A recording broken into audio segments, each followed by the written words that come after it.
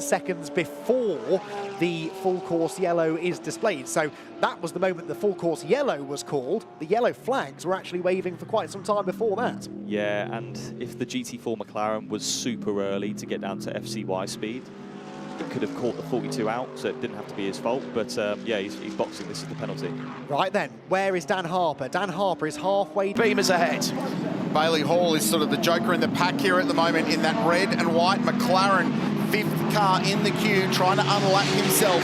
He's in behind Alex Sims in that JMR Corvette, who's got a very good run on Will Davison, by the way, and they're going to go side by side up to Griffin's Bend.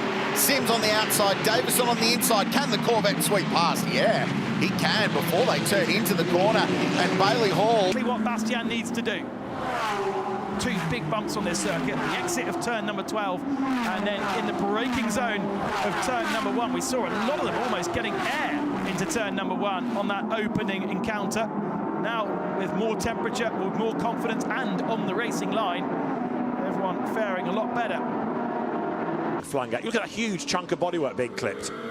So this is the second row car, isn't it? This is McDonald, who is off on the exit of turn 2. I see some chaos in the background. It's the CSA car, and the Rover BMW, and the Com2U car, as well as Boyer. They sandwich into the CSA car. It's then fired into the Porsche, and then that gets Jaden Kenny as well. We get roughed up there. That is going to be a penalty for me. Sorensen in the 7 car into the back. Vermeulen must have gone in deep at the previous corner to not get a good run. Not. Yeah. It is, and Jess Hawkins has been off the road. She's trying to get the car back to the pit lane, maybe with a puncture. Oh, and there's even more drama. This is going to be the safety car again, because look, you've got debris all over the racetrack and 2 cars that have merged. Race leaders are about to come round as well, so Marshall and they're facing the wrong way, aren't they? Yeah, really, the wrong way in the middle of it. Full course yellow call, that slows everything down. This is where we're a bit narrower around this part of the lap, about 15 metres the circuit. And then it will widen out once more back onto the main road of Tonghui. The first 3 are away, but there's still a lot of squabbling going on as Bob Wan moves himself up to 7th position, followed by Lu Wei. He said he was going to do that, didn't he? Marvin Kirchhofer not staying with Mauro Engel, who is there in 3rd place. Engel likewise 1.4 seconds back from Chris Lallam in 2nd spot, and this is the lead car. The Porsche way up the road now, Bastien Bus.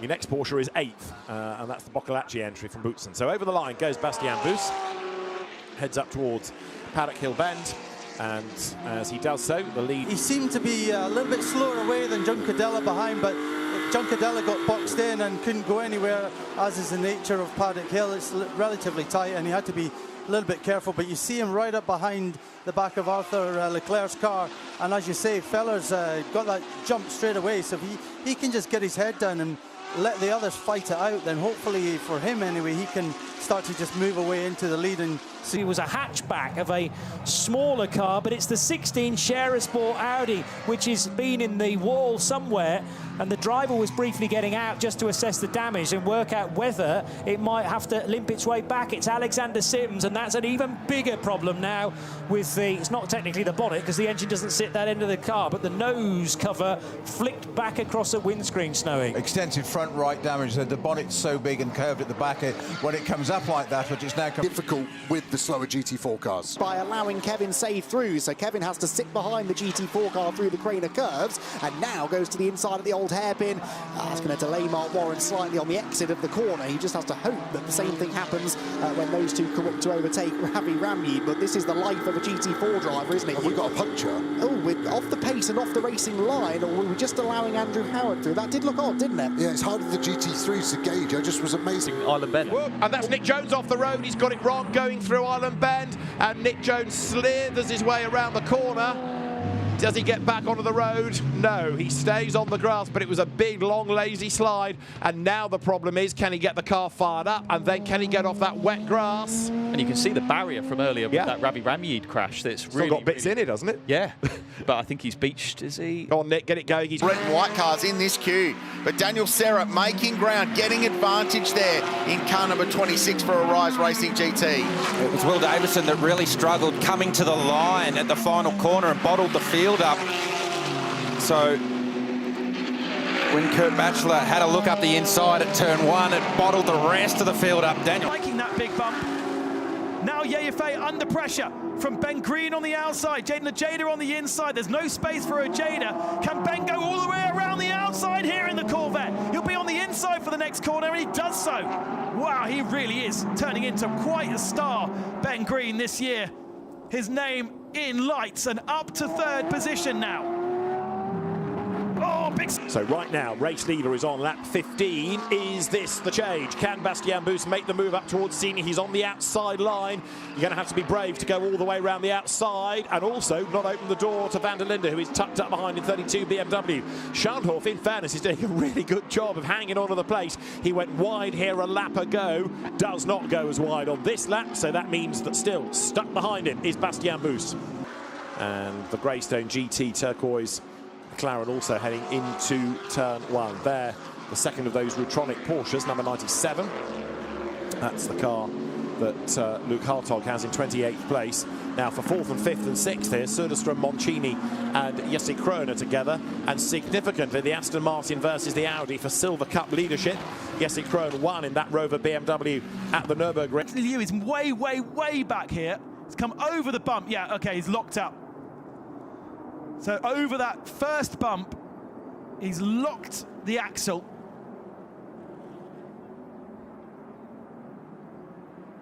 And unfortunately, Andy Dung was in the way. To see here, clumsy, but you know, not a major late dive or anything. Car up to the same success that the Huracan had, and is still having indeed.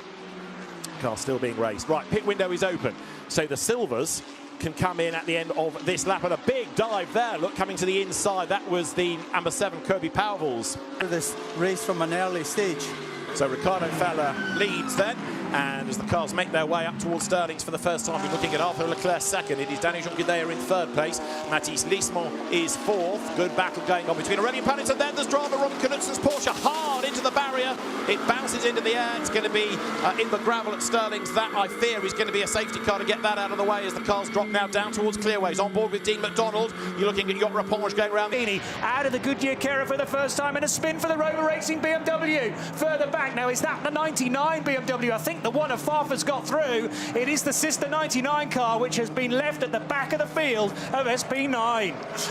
And one of the Fords, I think it was Frank Stittler, jumped out of line before we got to the start line. The start line itself has been moved. The only major change at the front of GT4, and Petrobelli looks like he's on the move as well in the 7 Aston Martin. Yeah, Matt Topham's struggling, isn't he? Been overtaken by Dawson, by Andrew Howard and by Giacomo Petrobelli. Now Darren Young closes in the second Blackthorn Aston Martin. Again, it doesn't score points, but it is out there on track and potentially could start getting in between the title contenders. He's actually defending, though, as they arrive at the chicane, and it's Morgan Tilbrook round the outside. Safety car has just gone storming past the pit, so you get the feeling this could be its last lap. Lorna Vickers perhaps on instruction. The safety car will be in this lap. The safety car in this lap.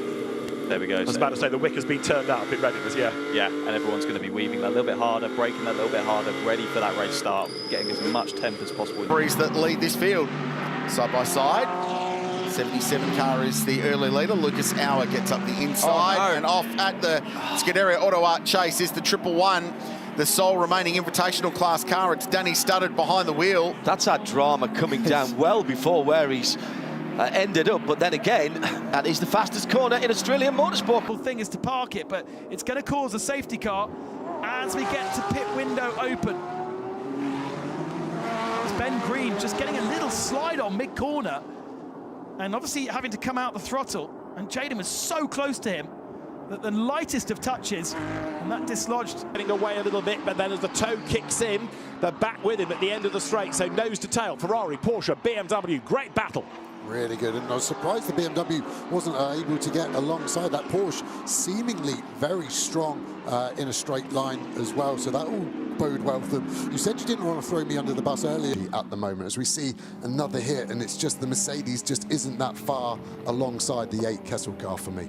That Kessel Ferrari destroyed, isn't it? The whole of the front ripped off, and you could tell from the way Nicola Rossi was walking away that he was somewhat battered by the impact with the wall around the seatbelts, doing their job of securing him in the car, but the marshals diving for cover. Move up to third position, a great start then from Anthony Yu. The 3-2-1 Porsche dropping back of Nazim Asmam in his first start in GT World Challenge Asia. The first big stop then, coming into turn 3. Got to be really, really careful here. 3 wide in the middle of the pack, but everyone making their way through and being careful and being kind to each other. Very important.